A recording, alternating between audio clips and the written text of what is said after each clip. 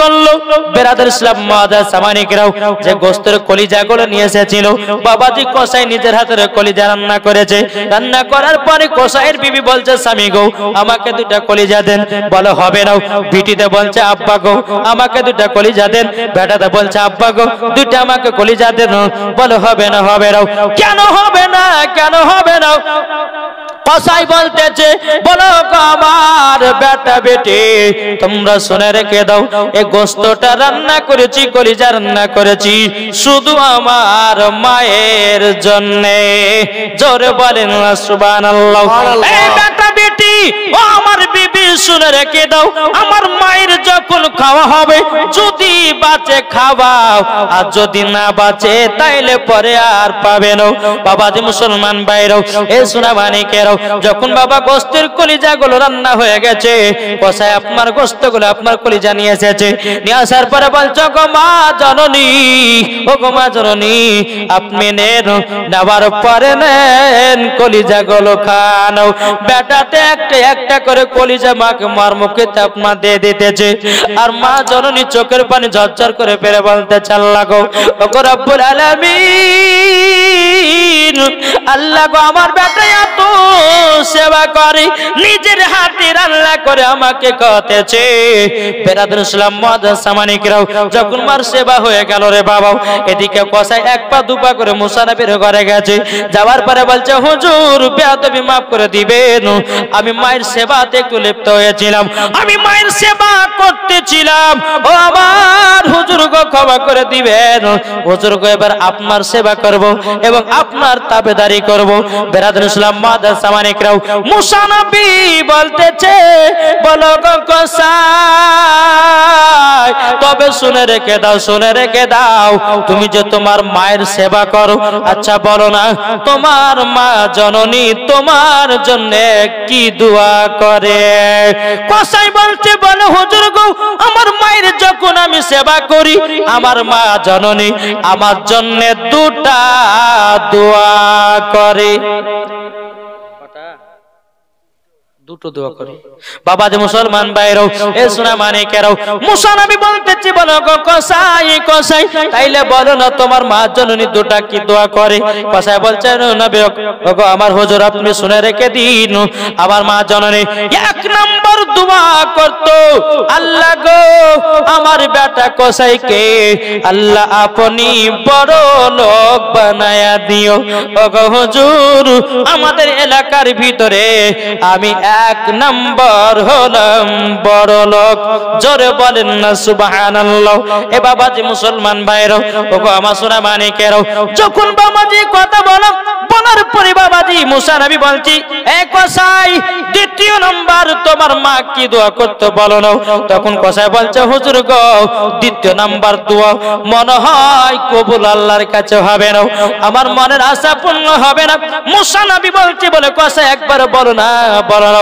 কসাই তখন বলছে হুজুর আমার মা জনের দ্বিতীয় নাম্বার দোয়াটা করতো আল্লাহর কাছে বলতো আল্লাহ আল্লাহ আমার কসাই বেটাকে মুসা নবীর সঙ্গে জান্নাত বানায়া দিও বন্ধুও বানায়া দিও। সুবহানাল্লাহ সুবহানাল্লাহ। বলে এই দোয়া করেছে তোমার মা? বলে হ্যাঁ। বলে দোয়া করেছে বলে বাবাতে মুসলমান ভাইরাও এ সোনা মানিকেরাও মুসা কালিমুল্লাহ বলতে বলে কসাই এই কসাই তুমি কি আমাকে চিনতে পারো না? চিনতে কি পারো না? তখন কসাই বলতেছে বলে কে আপনি নামটা একটু বলুন। মুসা নবী বলছে গো কসাই তোমার মায়ের দোয়াতে তুমি আমার বন্ধু হয়েছো এবং আমার সাথে তুমি জান্নাতে যাবা। জোরে বলেন সুবহানাল্লাহ। কসাই বলতেছে কে আপনি বলুন বলে আবার নাম হলো মুসা কালিমুল্লাহ। জোরে বলেন সুবহানাল্লাহ। যখন বাবা যে কথা বলো কসাই এত আনন্দ এত আনন্দ এত আনন্দ বলে আল্লাহ গো ওগো রব্বুল আলামিন আমার মায়ের দোয়া কবুল করেছো। ওগো রব্বুল আলামিন আমি মুসা নবীর বন্ধু হয়েছি এবং কি আমি জান্নাতীও হয়ে গেছি। জোরে বলেন সুবহানাল্লাহ। তাইলে বাবাজি এই কসাই বাবাজি জান্নাতি হলো কার দোয়াতে? মায়ের দোয়াতে। ঠিক না? মায়ের দোয়াতে বাবা জান্নাত জান্নাতি হলো, মায়ের দোয়াতে জান্নাতি হলো। তাই যুবকেরা আপনাদেরকে বলতে চাই, মা বাবাকে কেউ দুঃখ কষ্ট দিবেন না, মা বাবাকে কেউ আপনারা মারধর করবেন না, মা বাবাকে একটু খেতে দেবেন বাবা, আল্লাহ খুশি হয়ে যাবে। জোরে বলেন সুবহানাল্লাহ। বাবা যে মুসলমান ভাইরাও তাই কই বলতেছে, মায়ের দিলেতে ব্যথা কখনো দিও না, কখনো দিও না, মায়ের দিলেতে ব্যথা কখনো দিও না, কখনো দিও না। ছেলে যদি কোথায় যায় মায়ের মনে শান্তি নাই, ছেলে যদি কোথায় যায় মায়ের মনে শান্তি নাই। মা জননী, মা জননী দোয়া করলে দোয়া কবুল হয়ে যায়, মায়ের দিলেতে ব্যথা কখনো দিও না, কখনো দিও না। ঠিক কিনা? মা বাবা দুঃখ পেলে নামাজ রোজা বেকার হবে, মা বাবা কষ্ট পেলে নামাজ রোজা বেকার হবে। মায়ের সেবা করো তোমরা, মায়ের সেবা করো তোমরা, জান্নাতি পেয়ে যাবে। মায়ের দিলেতে ব্যথা কখনো দিও না, কখনো দিও না। যেরকম সুবহানাল্লাহ সুবহানাল্লাহ। মাকে কে কে মোহাব্বত করবেন একটু হাত তুলে বলেন। আমাদের নাই দিলে চলে গেছে গো। কি গো? যাদের নাই মা, শুনেন, যাদের মা নাই প্রত্যেক জুম্মার সময়তে নামাজ পড়ার পরে মায়ের কবর জিয়ারত করবেন। এই বাবাজি মায়ের কবরের পাশে গিয়ে যদি 3 বার ইখলাস সূরা পড়তে পারে, একটা খতমের সব আল্লাহ দান করবে, আর একটা খতমের সব যে আল্লাহ দান করবে। আল্লাহ পাক আল্লাহ তাআলা বলছেন, আমি তার মায়ের কবরের আযাবকে বন্ধ করে দেব। জোরে বলেন সুবহানাল্লাহ। যাদের মা আছে ভালো সেবা করবেন, যাদের মা নাই বাবা আপনার কবরে যাবেন। বেরাদর ইসলাম মুআদ্দাস সামানিকরাও, যারা মায়েদের জন্য আপনার মহব্বত করে, যারা মা বাবার সেবা করে, আল্লাহ পাক আল্লাহ তাআলা বলতেছে তারাই বাবাজি জান্নাতে জান্নাতি। জোরে বলেন সুবহানাল্লাহ। জান্নাত পেতে গেলে 1 নম্বর হলো, 1 নম্বর বাপ মার সেবা করা। আমি বললাম না 3টা জিনিস যদি মেনে চলতে পারেন ইনশাআল্লাহ মরার পর জান্নাতি। তাহলে একটা হলো বাবাজি বাপ মার সেবা করা। 2 নাম্বার বাবাজি ইমামদেরকে মোহাব্বত করা। কাদেরকে? ইমাম। এখন তো বাবাজি ইমামদের মোহাব্বত নাই, ইমামদের ভালোবাসা নাই। কোন মুসল্লিতে বলতেছে বলে ইমাম সাহেব মসজিদ কেন ঝাড়ু লাগান নাই, কে বলছে বলে ইমাম সাহেব আপনার কিনা পায়খানা কেন পরিষ্কার নাই। বাবাজি কথা জীবনে বলবেন না। ইমাম মানে হলো বাবা বাদশাহ, আর বাদশাকে যদি কেউ হুকুম করে আল্লাহ নারাজ হয়ে যায়। সুবহানাল্লাহ।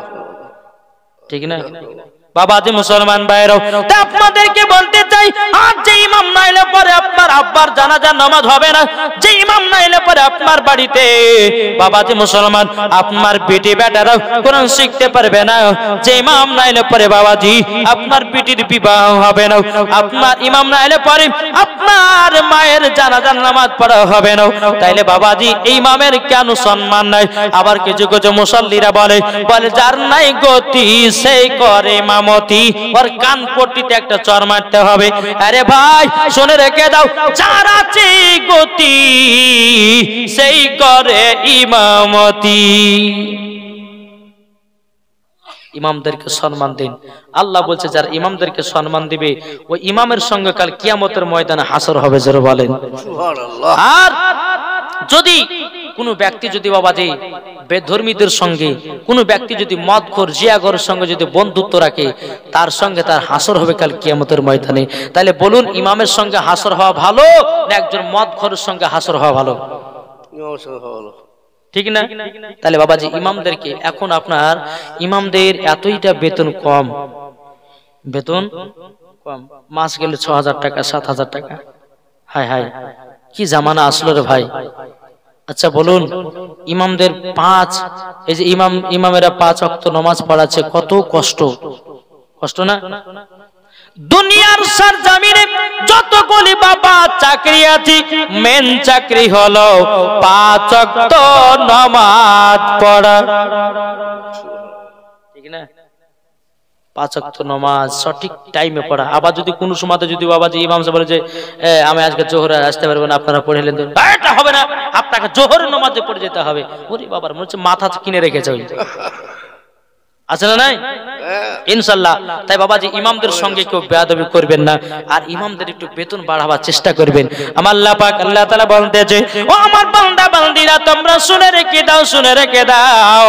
দোতলা মসজিদ করলো, টাইলস বসালাম, মার্বেল বসালাম, আর ইমামের বেতন যদি ৪-৫ হাজার টাকা হয়, আল্লাহ পাক আল্লাহ তাআলা বলছে, বান্দারে তোমাদেরকে কাল কিয়ামতের ময়দানে আপনার কেন বলতে হবে, হিসাব দিতে হবে। কেননা বাবাজি মুসলমান ভাইয়েরা, এ সোনা মানিকেরা, যে ইমামের দ্বারাতে বাবাজি আপনি জান্নাতি হবেন, আর সেই ইমামকে যদি আপনি ৪-৫ হাজার টাকা বেতন দেন, বাবাজি মুসলমান নামাজ পড়বে যখন, ইমাম সাহেব যখন কিরাত পড়বে আলহামদুলিল্লাহি রাব্বিল আলামিন আর রহমানির রহিম মালিক ইয়াউমিদ্দিন, এদিকে ইমাম সাহেব বাবাজি নামাজ পড়াতে পড়াতে আপনার চিন্তা করবে, বলে আল্লাহ গো ৫,০০০ টাকা মাসে বেতন পাই, এখন বিবির জন্য শাড়ি কিনবো না বেটার লেগে জামা কিনবো না বেটির লেগে জামা কিনবো। নামাজের ভিতরে বাবা চিন্তা বাবা চলে আসবে, আর নামাজের ভিতরে যদি চিন্তা চলে আসে, নামাজ কাউরেরই হবে না। কি গো, আমার কথা বুঝতে পারছেন? ইমাম যেন নামাজের ভিতরে চিন্তা যেন না করে, সেই রকম তার বেতনটা বাড়িয়ে দাও। আল্লাহ বলছে, বান্দারে তোমরা ইমামকে দেখবা, আল্লাহ বলছে তোমাদের ঘর বাড়িকে আমি দেখব। কি গো, ঠিক না? বাবাজি মুসলমান ভাইরাও, এ সোনা মানিকেরাও, চল বাবাজি এগিয়ে যাই। আল্লাহ পাক আল্লাহ তাআলা বলছে, আমার বান্দা বান্দীরাও, তোমরা যখন ইমামের সঙ্গে যখন মহব্বত করতে পারবা, আর মহব্বত করার পর যখন অন্ধকার কবরে যাব, মরার পরে জান্নাতি হয়ে যাওয়া, জোরে বলেন সুবহানাল্লাহ। বাবাজি মুসলমান ভাইরাও, এ সোনা মানিকেরাও, আপনাদেরকে বলতে চাই, বাবাজিরা, কেউ বাবা নামাজ পড়ে জান্নাতি হতে পারে না হতে পারে, রোজা করে জান্নাতি হতে পারে না হতে পারে, কোরআন পড়ে জান্নাতি হতে পারে না হতে পারে, কিন্তু আল্লাহ পাক আল্লাহ তাআলা বলছে, গো আমার বান্দা বান্দিরাও, তোমাদের ভিতরে ঈমান আকীদা যদি সতেজ থাকে, মরার পরে জান্নাতি হয়ে যাওয়া, জোরে বলেন সুবহানাল্লাহ। এ বাবাজি মুসলমান ভাইরাও, আল্লাহ পাক আল্লাহ তাআলা বলছে, গো আমার বান্দা বান্দিরাও, যে ইমামের পেছনে নামাজ পড়ো, এখনকার বাবা কিছু মুসল্লিকে দেখা যায় বাবা যে ইমামের পেছনে বলে ইক্তাদাতে বিহাজান ইমাম, আর ওই ইমামের গিল লাগাচ্ছে বাবা চায়ের দোকানে। এখনকার বেরাদার মুআজ্জাজ সামানিক রাব, চায়ের দোকানে ৪টা মুফতি, মাঠে বাবা ৪টা মুফতি, ঘাটে বাবা ৪টা মুফতি। এখন দুনিয়ার মানুষেরা বেশি মুফতি হয়ে গেছে রে বাবা। আল্লাহ পাক আল্লাহ তাআলা বলছে, ওরে বান্দারা রে, তোমরা আলেমদের নামে গীবাত গায়ো না। যদি তোমরা আলেমদের নামে গীবাত গাও, কাল কিয়ামতের ময়দানে তোমাদের জিহ্বা কেটে জাহান্নামের আগুনে পোড়ানো হবে। ও সোনা মানিকেরা, জাহান্নামের আগুনে এত বাবা তাপমাত্রা, বেরাদর ইসলাম মুআজ্জাজ সামানিকেরাও, আমরা দুনিয়ার সামান্য বাবা সূর্যের আলোর তাপমাত্রা সহ্য করতে পারি না। যেই জাহান্নামের আগুন বাবা 100 ফুট দূরে যদি আপনি দাঁড়ান, বাবা যে মোমবাতি যেরকম ধরালে পরে বাবা যে পানির মতো গলে, ওই রকম আপনার শরীর গলে যায়। সুবহানাল্লাহ। তাইলে বাবা যে কটা হলো? 1 নম্বর বাপ মার সেবা করা, 2 নম্বর ইমামদের সঙ্গে মহব্বত রাখা, 3 নম্বর হচ্ছে নবী মুস্তাফার প্রতি মহব্বত ভালোবাসা। জোরে বলেন সুবহানাল্লাহ। যারা নবীকে মহব্বত করে নিয়েছে তারা মরার পরে জান্নাতি হয়ে গেছে। জোরে বলেন সুবহানাল্লাহ। আমার নবী তো বলেছেন, ওগো আমার উম্মত উম্মতানেরা, রমজান মাস যখন আসবে তোমরা রোজা করো। এখন অনেকে মানুষ আছে বাবাজি রোজা রাখতে চায় না গো, হ্যাঁ, মোটা সোটা যারা শরীর আছে দেখবেন পেট মোটা, হাত তারা রোজা পেটে গ্যাস হয়েছে, কি করে রোজা রাখবো? আল্লাহ বুঝে একবার কবর আয়, গ্যাস কাকে বলে সেই দিন বুঝিয়ে দেবো তোকে, কি গো ঠিক না? আর কিছু কিছু মা বোনেরা আছে, কোনো বাচ্চা ছেলে যদি বলে 8 থেকে 9 বছর বাচ্চা যদি বলে মা আজকে আমাকে সেহরি খেতে উঠাই, তোমার আমি রোজা করবো না, বেটা বেটা তোমার শরীর গলে যাবে, তোমার শরীর খারাপ হয়ে যাবে, রোজা করতে হবে না, বহু পড়ে আছে রোজা করার লেগে। না মা কখনো মানা করবেন না, বাচ্চাদেরকে উঠাবেন, অভ্যাস করাবেন, রোজা রাখা করাবেন। বিরাদর ইসলাম মুআজ্জাজ সামারি কিরাম দেখবেন ওই বাচ্চাটা যখন বড় হবে সেই তখন রোজাদার হয়ে যাবে, জোরে বলেন সুবহানাল্লাহ। আসুন আমি পবিত্র রমজান মাসের কিছু ওয়াজ আপনাদের সম্মুখে আমি বলবো, একটু আপনাদেরকে শুনতে হবে মন ভরে প্রাণ খুলে, ইনশাআল্লাহ যদি ভালো লাগে সুবহানাল্লাহ চলবে।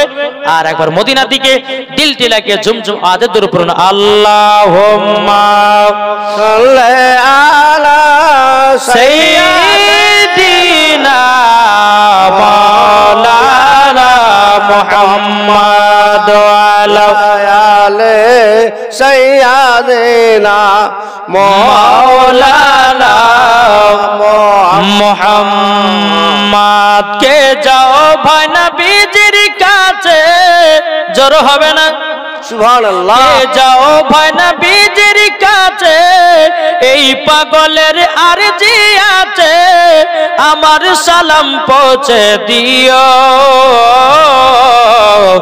এ গরিবের কি বা করার আছে মাওলা গো, এ গরিবের কি বা করার আছে, কে যাও ভাই নবীজির কাছে, এই পাগলের আরজি আছে, আমার সালাম পৌঁছে দিও, এ গরিবের কি বা করার আছে মাওলা গো, এ গরিবের কি বা করার আছে, টাকা করি নাই আমার শখ জেগেছে মদিনা যাওয়ার, মনের দোয়া কবুল করো, এ গরিবের কি বা করার আছে মাওলা গো, এ গরিবের কি বা করার আছে, যেরকম সুবহানাল্লাহ। বাবাজি মুসলমান ভাইরা, পবিত্র রমজান মাসে বাবাজি রমজান যখন শুরু হয়ে গেল, বাবাজি এক বাদশার অলৌকিক ঘটনা। বাদশা বলছে বেটি রে ও আমার বিবি শোনো, এ দেখো রমজান মাস পড়ে গেল, এখন ফকির মিসকিন আসবে, তাদেরকে ভিক্ষা দিবা না, ইফতার খেতে দিবা না। কে বলছে?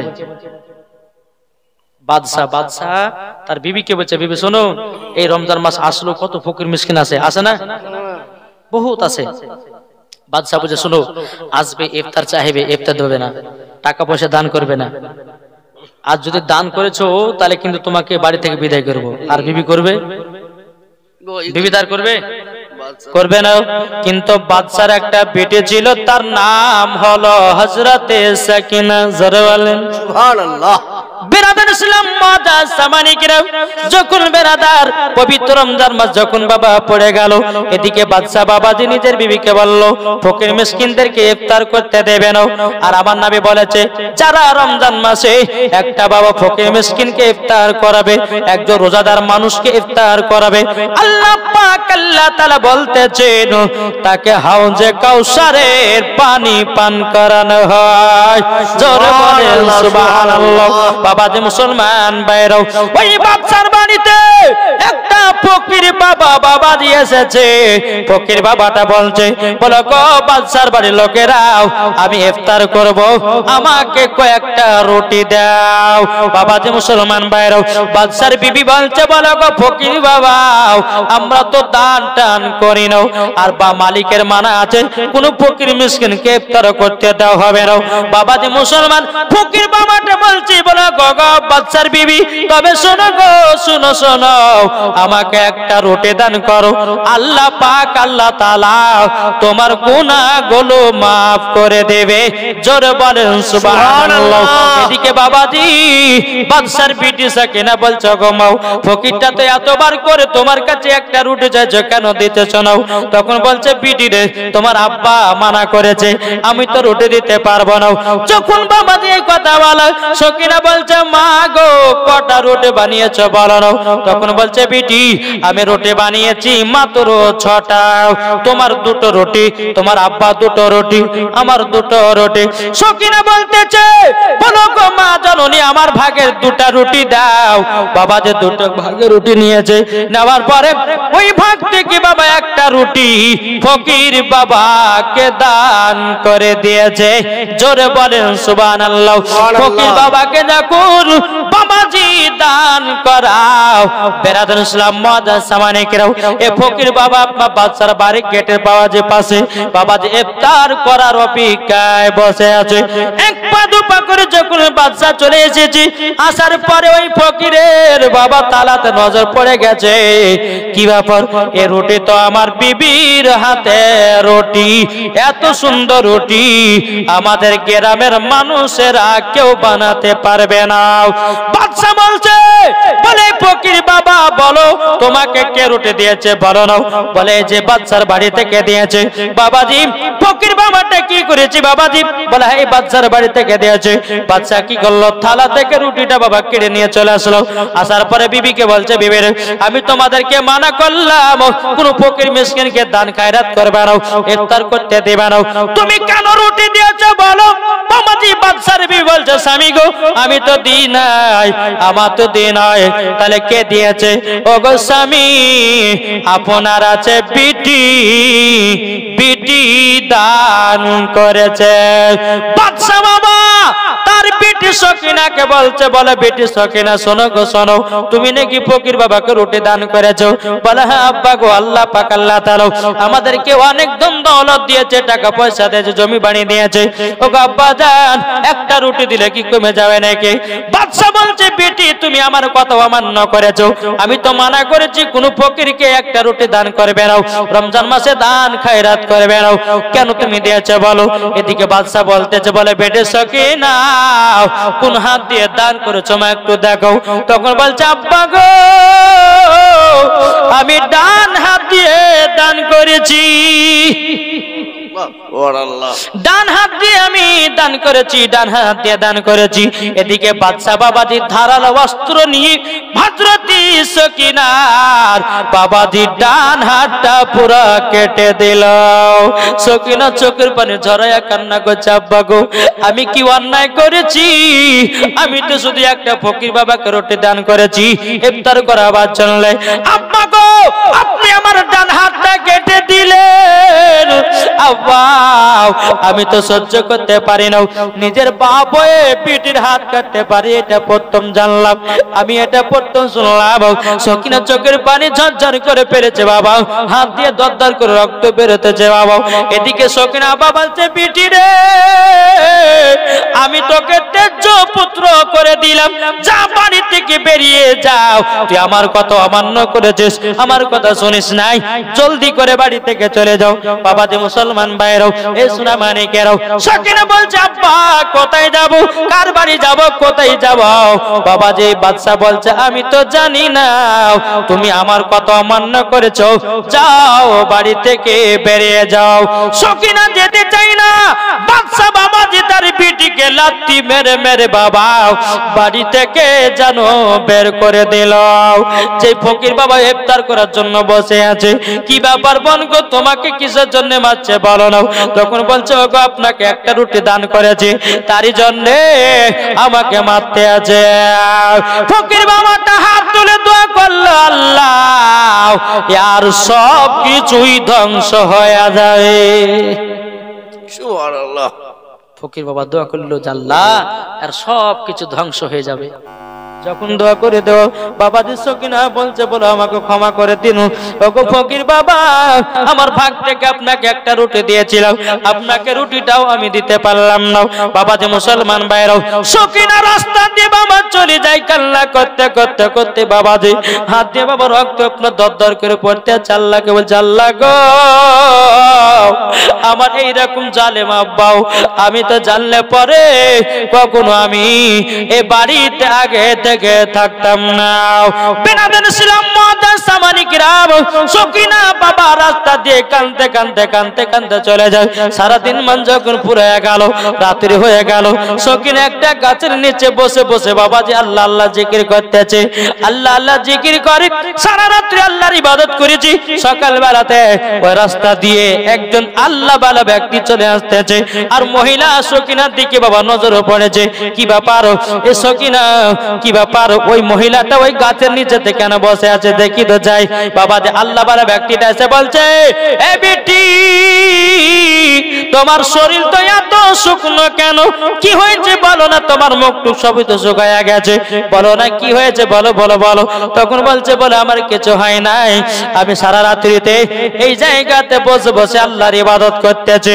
আল্লাহ বালা ব্যক্তিটা বলছে গো তোমার নাম কি বলো না বলে আমার নাম হলো সকিনা আমার নাম হলো সকিনা বলে তাই নাকি বললাম তোমার নাম সকিনা তবে এক কাজ করো তোমার বাড়ি কোথায় জানে কিন্তু সকিনা লজ্জাতে বলতে পারতেছে না বলছো গো বিটি বলো না তোমার আব্বার নাম কি বলো তোমার গ্রামের নাম কি বলো কিছুই বলে না আল্লাহ বালা ব্যক্তিটা বলছে বলে বিটি তুমি যদি কিছু মনে না করো তুমি আমার বিটি হয়ে আমার বাড়িতে থাকবা জোরে বলেন সুবহানাল্লাহ সুবহানাল্লাহ সকিনাকে বাবা গাছতলা দেখি নি বাবা যখন আল্লাহ বালা ব্যক্তিটা বাড়িতে নিয়ে গেলেন বাবা একদিন দুদিন তিন দিন করতে করতে করতে বাবাজি কয়েক বছর যখন পার হয়ে গেল পার হয়ে যাওয়ার পরে আল্লাহ বালা ব্যক্তিটা বলছে বলো সকিনা গো তোমার তো বিয়ের লায়ক হয়ে গেছে তোমাকে তো বিয়ে শাদী করতে হবে তখন বেরাদর ইসলাম মহাদাস সামানিকরাও আল্লাহ বালা ব্যক্তিটা বলছে বলে বেটি সকিনা আমার বেটার সাথে তোমার বিয়ে পড়ায়া দিব জোরে বলেন সুবহানাল্লাহ তো আমার বেটার সঙ্গে তোমার বিবাহটা পড়ায়া দেব এদিকে সকিনা বাবাজি যাই নামাজে গিয়ে আল্লাহর কাছে কান্না করছে আল্লাহ গো আমার তো ডানা হাত নাই আমি কিভাবে স্বামীর ঘর সংসার করব আল্লাহ গো আমার তো ডান হাত নাই কি করা যায় এদিকে আল্লাহ বালা ব্যক্তিটা বলছে সকিনা বলো তুমি বিবাহতে রাজি কিনা সকিনা বলছে ঠিক আছে হুজুর আপনি যা করবেন করবেন আমি তাতে রাজি হয়ে গেলাম বেরাদার ইসলাম মুআদ্দাস সামানিকরাও ওই আল্লাহ বালা ব্যক্তিটা চিন্তার সঙ্গে বাবাজি সকিনার বিবাহ পড়ায়া দিল সকিনা আছে বাবাজি ঘরের ভিতরে তিনার স্বামী আসবে আপনার ঘরের ভিতরে এদিকে বাবা স্বামীকে আপনার মিষ্টি পান করাবে স্বামীকে একটু দুধ পান করাবে কিন্তু সকিনা ঝরঝর করে পানি ফেলে কান্না করে আল্লাহ গো আজকে আমার স্বামীকে মিষ্টি মুখ করাবো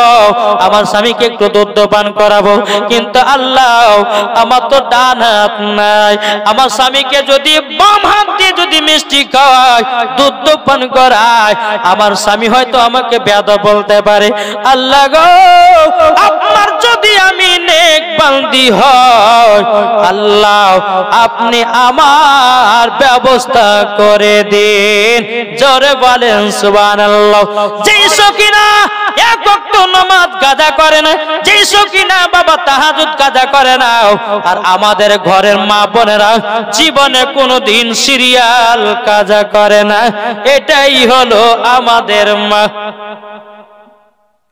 কি গো ঠিক না সিরিয়াল দেখতে বাবাজি বাহাদুর নামাজ রোজা গেল সিরিয়াল মেতে আছে আজকালকার মহিলারা এদিকের মায়েরা ভালো বাবা সিরিয়ালটা দেখে না আমাদের ওই ভগবান গুলোর কথা বলছে বাবা জালসা যদি হয় তো জালসা চলছে এদিকে সিরিয়ালও দেখছে জি আমি আমি মায়েদেরকে বলতে চাই গো মা জননী, যদি নারী হতে হয় ও মা জননী হযরতে রাবিয়া বসরির মতো নারী হন। ও মা জননী নারী যদি হতে হয় হযরতে মারিয়মের মতো হন। নারী যদি হতে হয় হযরতে মা আমিনা রাদিয়াল্লাহু তাআলা আনহার মতো নারী হন। নারী যদি হতে হয় গো মা জননী, ও মা জননী খাতুন জান্নাতের মতো নারী হন। মরার পরে জান্নাতি জান্নাতি, জোরে বলুন না সুবহানাল্লাহ। বাবাজি মুসলমান ভাইরাও, এ সোনা মানিকেরাও, সকিনা বাবাজি আল্লাহর কাছে দোয়া করছে, আল্লাহ গো আমার স্বামীকে মিষ্টি পান করাতে হবে, আমার স্বামীকে মিষ্টি খাওয়াবো, আমার স্বামীকে দুধ পান করাবো। যখন আল্লাহর কাছে দোয়া করতেছি, এক পা দুপা করে স্বামী ঘরের ভিতরে প্রবেশ করেছে। প্রবেশ করার পরে সকিনার ডান হাতটা বাবা কাপড়ের তলাতে ভরা আছে। এদিকে বেরাদুল ইসলাম মুআজ্জাজ সামানিকরাও, সামনে আছে মিষ্টি, সামনে আছে বাবা এক গ্লাস দুধ। বেরাদুল ইসলাম মুআজ্জাজ সামানিকরাও, সকিনা চোখের পানি ঝরে কান্না করছে, আল্লাহ গো কি করা যায়। যখন সকিনা ডান হাতটা বিসমিল্লাহ বলে বের করেছে, আল্লাহর কি কুদরত, জান্নাতি হাত এসে গেছে। জোরে বলেন সুবহানাল্লাহ। জান্নাতি হাত আল্লাহ পাক আল্লাহ তাআলা দান করে দিয়েছি। বাবাজি সকিনা দেখে বাবা আনন্দ হয়ে গেল, আল্লাহ গো আমার জান্নাতি হাত, আল্লাহ গো আমার স্বামীকে মিষ্টি খাওয়াবো, আমার স্বামীকে দুধ পান করাবো। মিষ্টি নিয়ে বাবা স্বামীর মুখে তুলে দিলেন, আপনার দুধ নিয়ে স্বামীকে পান করায়া দিলেন। জোরে বলেন সুবহানাল্লাহ। তাই মা গো আল্লাহ পাক আল্লাহ তাআলা বলছে, যেই মহিলারা স্বামীর জন্য বাবা যে দোয়া করে, আল্লাহ বলে ওই বাড়িতে রহমত নাজিল হয়। সুবহানাল্লাহ। ওই বাড়িতে বাবাজি স্বামী স্ত্রীর মধ্যে মহাব্বত আপনার জমতে লেগেছে।